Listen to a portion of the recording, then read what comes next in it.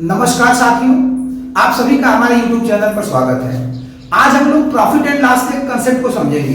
आइए हम लोग प्रश्न की सहायता से इस कंसेप्ट को समझते हैं। देखिए, इसमें प्रश्न है कि एक वस्तु का कास्ट प्राइस 500 रुपया है, इसे 5% के लाभ पर बेचा जाता है, इसका विक्रय मूल्य क्या होगा? सेलिंग प्राइस पूछ रहा है।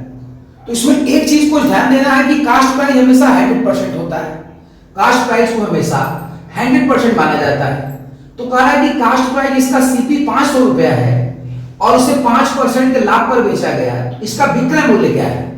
तो देखिए, सीपी हमेशा 100% होता है, कास्ट प्राइस हमेशा 100% होता है। तो यहां देखिए लिखा हुआ है 100% की वैल्यू, 100% की वैल्यू 500 रुपया दिया हुआ है। कास्ट प्राइस को हमेशा 100% माना जाता है। तो सीपी यदि 500 रुपया है, यानी 100% की वैल्यू 500 रुपया हो गई। तो यदि 2 जीरो से 2 जीरो काट दिया जाए तो 1% की वैल्यू कितनी हो गई? 1% की वैल्यू 5 रुपया हो गई। अब 1% की वैल्यू 5 रुपया हो गई और वस्तु को 5% के लाभ पे बेचा गया है। वस्तु को 5% के लाभ पर बेचा गया है, यानी वस्तु 105% पे बिकी है। भाई 100% तो खुद ही था, और यदि 5% के लाभ पे बेचा जाएगा तो वस्तु कास्ट प्राइस के 105% पे बिकेगी। तो आपसे कुल मिला के 105% की वैल्यू पूछ रहा है। आपसे 105% की वैल्यू पूछ रहा है। तो यदि 1% की वैल्यू 5 रुपया है तो 105% की वैल्यू पूछ रहा है, तो 5 का 105 में गुणा कर देंगे तो 5 बचे 25 और 5 एकम 5, यानी वस्तु का जो सेलिंग प्राइस है वो 525 रुपया हो जाएगा। इसका सेकंड ऑप्शन सही है। आइए नेक्स्ट क्वेश्चन देखते हैं। देखिए, इसमें प्रश्न है कि एक वस्तु का कास्ट प्राइस 1040 रुपया है।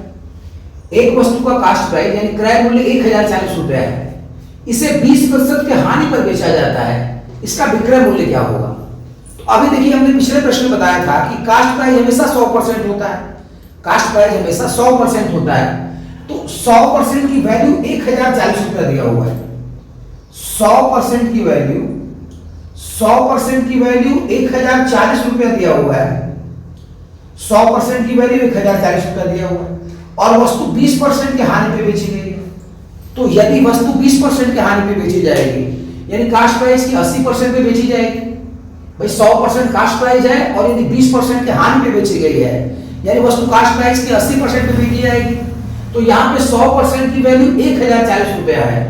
तो यदि 0 से 0 काट दिया जाए तो 10% की वैल्यू हो गई 104 रुपया। तो 10% की वैल्यू 104 रुपया हो गई और वस्तु 20% की हानि पे बिकी है, यानी आपसे 80% की वैल्यू पूछ रहा है। आपसे 20% के हानि पे वस्तु बिकी, यानी 80% की वैल्यू पूछ रहा है।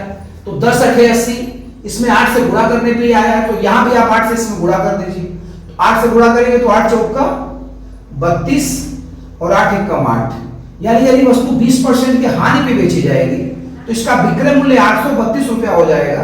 इसका सेकंड ऑप्शन सही है। तो यह क्वेश्चन समाप्त हो गया। आइए नेक्स्ट क्वेश्चन देखते हैं।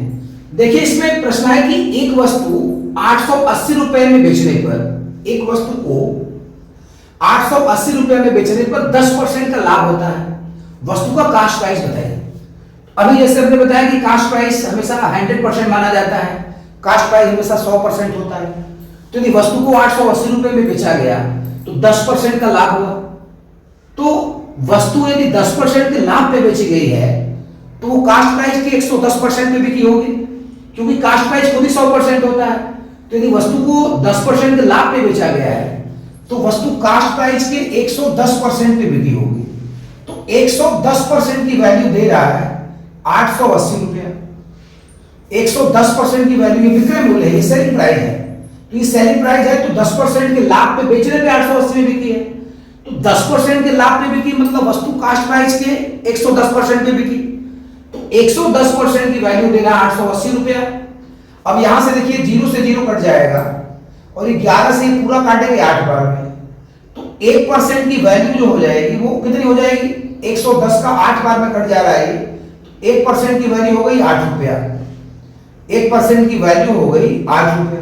और वस्तु का कास्ट प्राइस पूछ रहा है। कास्ट प्राइस हमेशा कितना होता है? 100%। कास्ट प्राइस हमेशा 100% होता है। 1% की वैल्यू यदि 8 रुपया हो गई तो 100% की वैल्यू कितनी होगी? इसमें 100 से गुणा कर देंगे तो 100% की वैल्यू 800 रुपया होगी।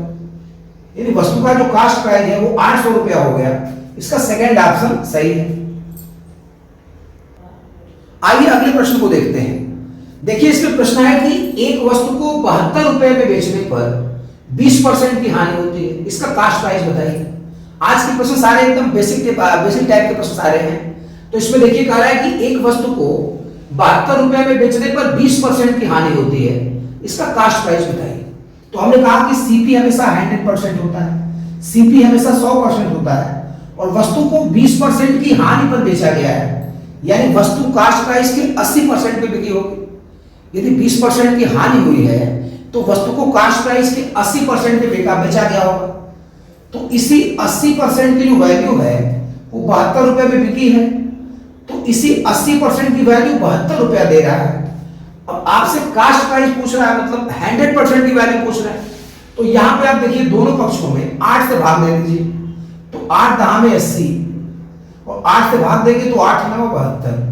अब देखिए 1% की वैल्यू नहीं निकालेंगे यहाँ पे हम लोग, समय लगता है काफी, तो हमने दोनों तरफ 10 से भाग दे दिया। तो 80% की वैल्यू 72 रुपए आ गई है। तो यदि हमने 8 से भाग दे दिया तो 8 दहा में 80 और 8 9 72, तो 10% की वैल्यू 9 रुपया होगा। अब 10% की वैल्यू 9 रुपया हो गई, तो कास्ट प्राइस 100% की वैल्यू पूछ रहा है, इसी में 10 से गुणा कर देंगे, 10 दहा में 100, तो यहां भी 10 से गुणा हो जाएगा, 10 9 90, तो 100% की वैल्यू 90 रुपया हो गई, यानी कास्ट प्राइस हमारा 90 रुपीज हो गया। इसका सेकंड ऑप्शन सही है। तो ये क्वेश्चन समाप्त हुआ। आइए हम लोग नेक्स्ट क्वेश्चन देखते हैं। देखिए इसमें प्रश्न है कि एक वस्तु को 300 रुपया में खरीदकर, एकदम बेसिक लेवल के प्रश्न है सारे, तो इसको देखिए एक वस्तु को 300 रुपए में खरीदकर 400 रुपए में बेचा जाता है, लाभ परसेंट बताइए। देखिए कोई फार्मूला नहीं प्रयोग करना है, केवल इसको हम लोग कंसेप्ट से समझेंगे। तो एक वस्तु को 300 रुपया में खरीदकर 400 रुपए में बेचा जाता है, लाभ परसेंट बताइए। तो वस्तु देखिए 300 में खरीदकर 400 में बेची गई, तो कितने रुपए का लाभ हुआ? तो लाभ हुआ इसको 100 रुपए का लाभ हुआ। अब लाभ हमेशा किस पे, लाभ परसेंट किस पे निकाला जाता है? क्रय मूल्य पे निकाला जाता है। तो 300 रुपए की वस्तु खरीद के 400 में बेची गई, तो लाभ 100 रुपए का हुआ, और लाभ परसेंट हमेशा क्रय मूल्य पे निकाला जाता है।